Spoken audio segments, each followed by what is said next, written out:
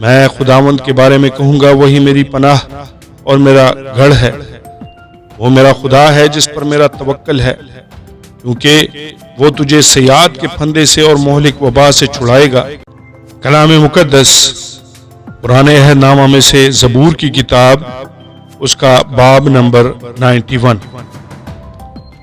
خدا ہماری پناہ، جو حق تعالیٰ کے پردہ میں رہتا ہے وہ قادر مطلق کے سایہ میں سکونت کرے گا۔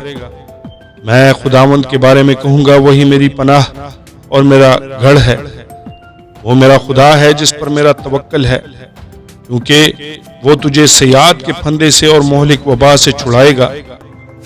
وہ تجھے اپنے پروں سے چھپا لے گا اور تجھے اس کے بازوؤں کے نیچے پناہ ملے گی۔ اس کی سچائی ڈھال اور سپر ہے، تو نہ رات کی ہیبت سے ڈرے گا، نہ دن کو اڑنے والے تیر سے، نہ اس وبا سے جو اندھیرے میں چلتی ہے، نہ اس ہلاکت سے جو دوپہر کو ویران کرتی ہے۔ تیرے آس پاس 1000 گر جائیں گے اور تیرے دائیں ہاتھ کی طرف 10,000، لیکن وہ تیرے نزدیک نہ آئے گی۔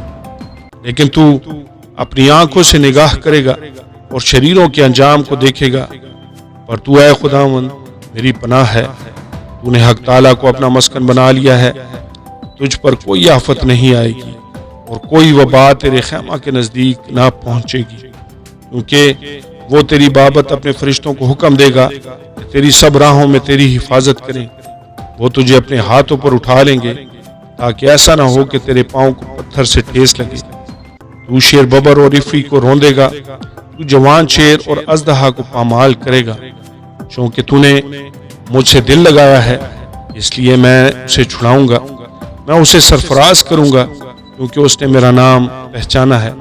وہ مجھے پکارے گا اور میں اسے جواب دوں گا، میں مصیبت میں اس کے ساتھ رہوں گا، میں اسے چھڑاؤں گا اور عزت بخشوں گا، میں اسے عمر کی درازی سے آسودہ کروں گا اور اپنی نجات اسے دکھاؤں گا۔